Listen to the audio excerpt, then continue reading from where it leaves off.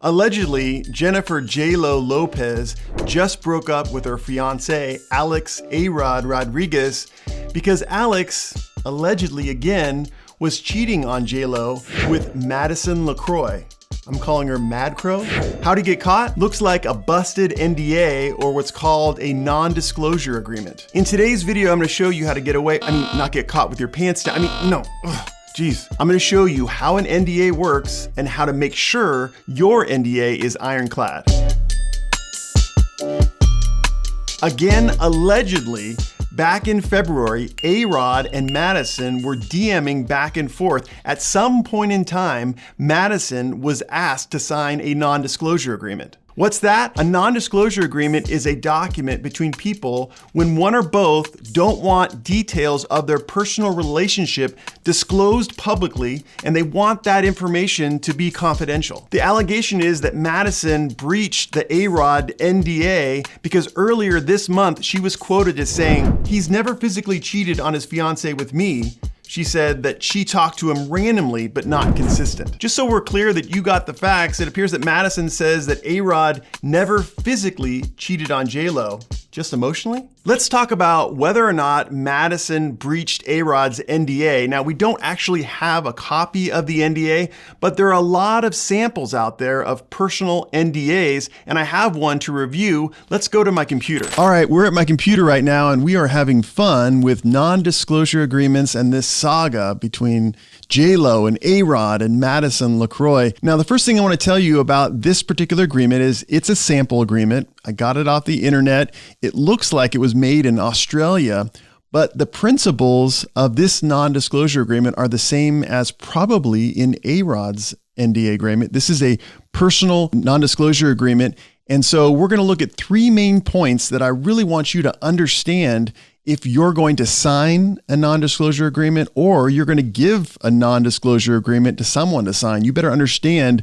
how the agreement works. First thing I'm going to take you down to is clause number 3, and you can see in the highlighted green here, the title of the clause is survival. It says this agreement shall govern all communications between the parties. Recipient understands that its obligations under paragraph 2, which we'll talk about a little bit later, shall survive the termination of any other relationship between the parties. The first thing I want you to understand is recipient in this particular case would be Madison LeCroy. She would be the recipient of this agreement and be obligated to follow this agreement. The other point I wanted to make is that I have highlighted here all communications. Your NDAs must govern all communications between the parties. None should be excluded.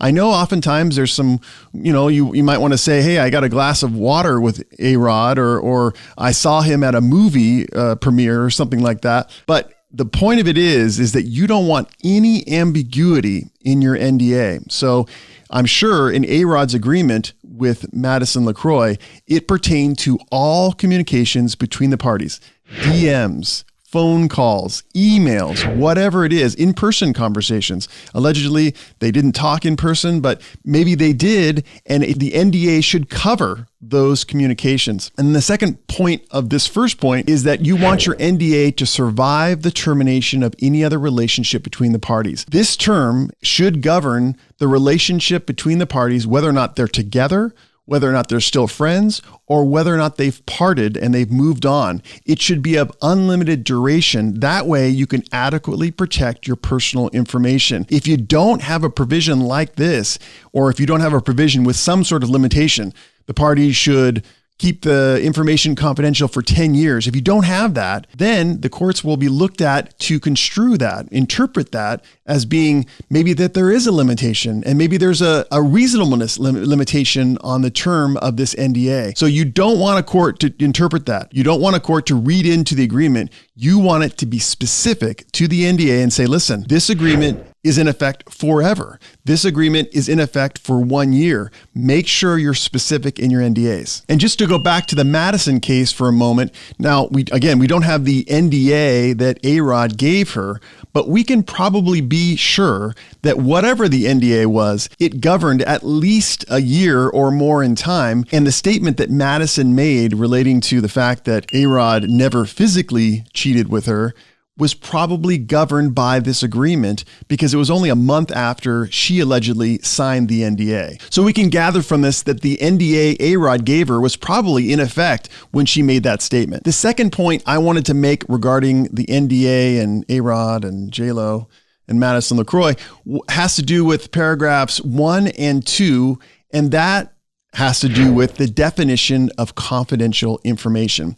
How an NDA works is that confidential information is specifically defined in the agreement, and then later on in the agreement, the words confidential information are referred to. And that way you don't have to write out all the things that are, prohibited from being spoken through each paragraph of the NDA. So it defines it at the top, and then it refers to it later on. So the definition here, it says, as used in this agreement, confidential information refers to any information which entails personal details, in this case, of fellow members and supporters and associates, blah, blah, blah, blah. This phrase that I've highlighted here, any information which entails personal details, is absolutely crucial. If you're going to do an NDA and if you want it to work, you have to specifically define confidential information, and it has to be over-inclusive. You may be tempted to be, gentle with it and say certain things are excluded and certain things aren't. But I really encourage you, if you're going to give an NDA to an employee, a friend, maybe a romantic relationship, that it be broad and specific. Because again, like I talked about with respect to paragraph 3, if you don't define it, the court will. And if the court does it, you're probably not going to like the definition. And as a result, the NDA is probably not going to be effective. So I really want you to be conscious of this. If you're going to do an NDA, you need to specifically include everything that's to be covered in this particular agreement. It appears that all personal details of this relationship between the parties are covered.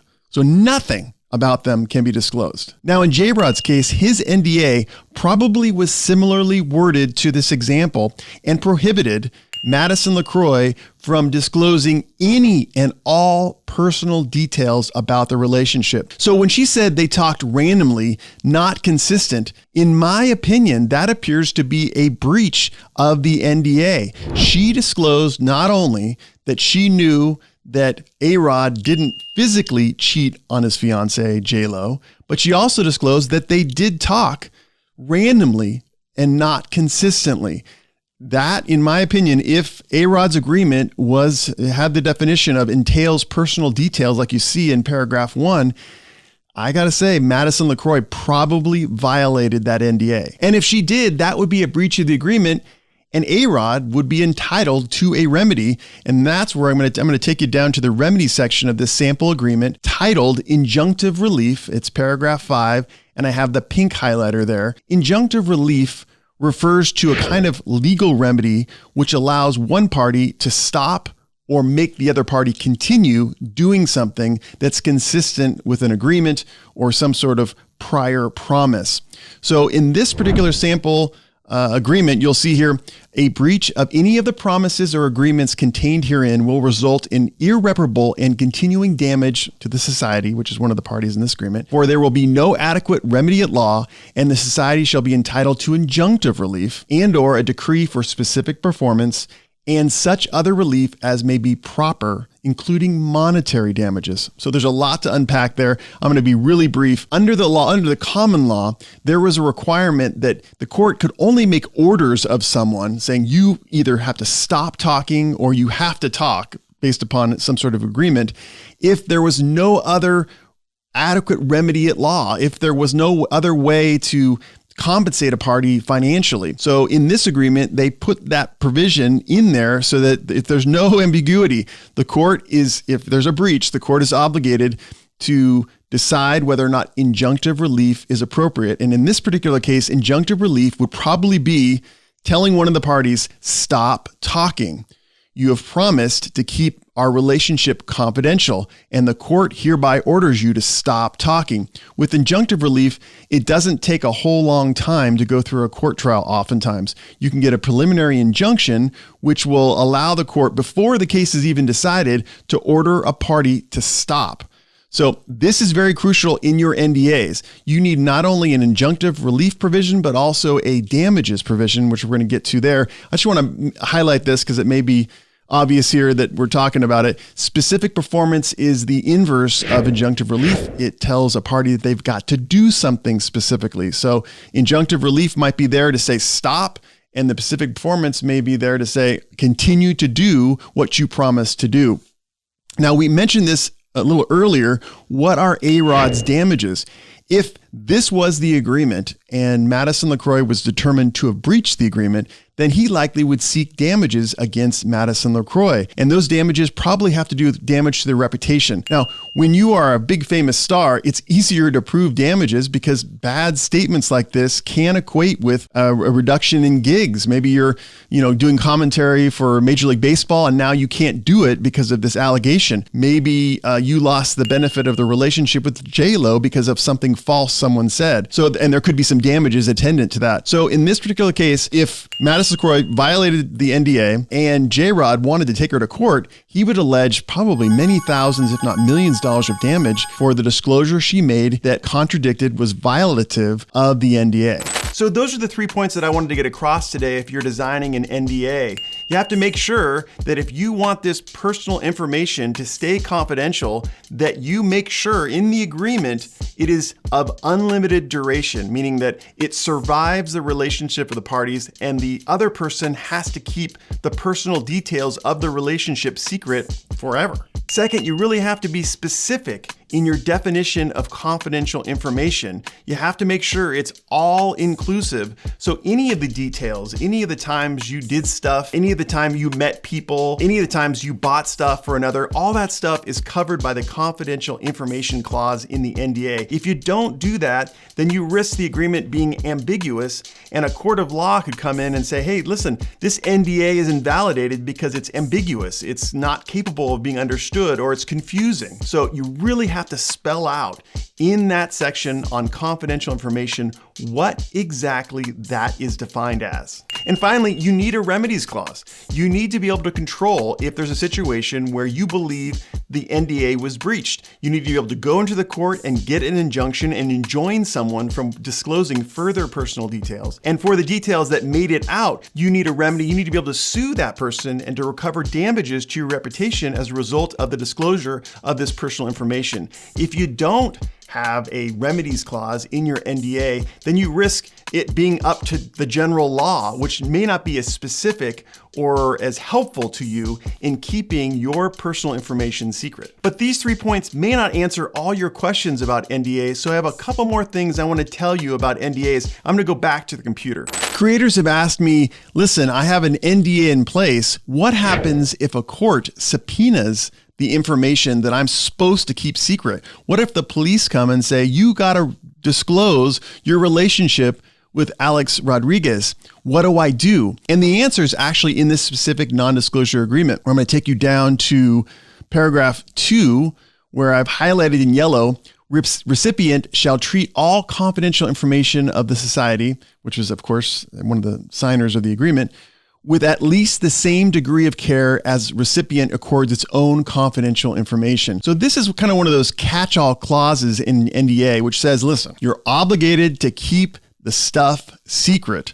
However, we want you to treat it just as you would keeping your own secrets that don't involve the other party to the NDA. If that was the case, if you had secrets and you were compelled by a court to disclose them, it's probably likely you would do that because you wouldn't want to go to jail for contempt. So this is kind of a way out of an NDA. And that's why a lot of people out there say that NDAs are a waste of time.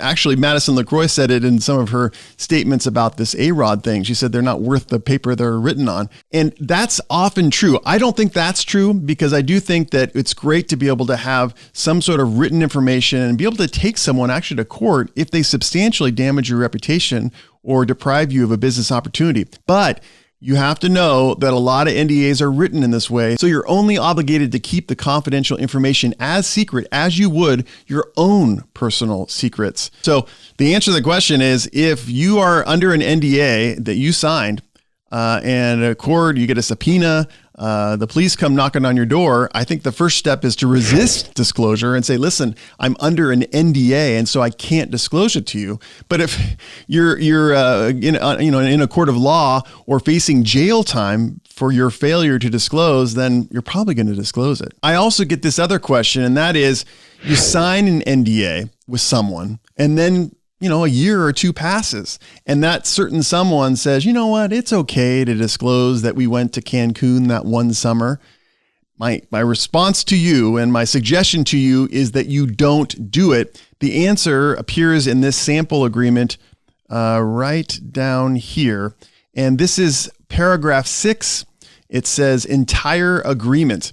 This agreement constitutes the entire agreement with respect to the confidential information disclosed herein and supersedes all prior or contemporaneous. Prior would be discussions before this agreement. Contemporaneous means discussions during while this agreement was being formed and drafted. Oral or written agreements concerning such confidential information. This agreement may only be changed by mutual agreement between the parties in writing. So what could happen is, let's say 2 years down the road, someone, the person you're in the agreement with says, hey, listen, it's okay to disclose this certain personal information that's obviously confidential information as defined by the NDA.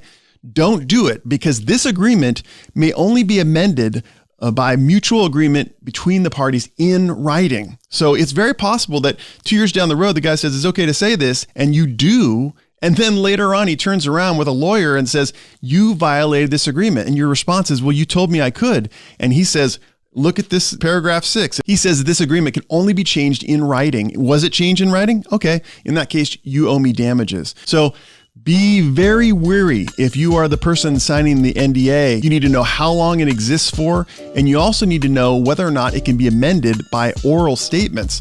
Most cannot. Most can only be amended by written statements, and if you violate the agreement and it's not amended, then you are in trouble.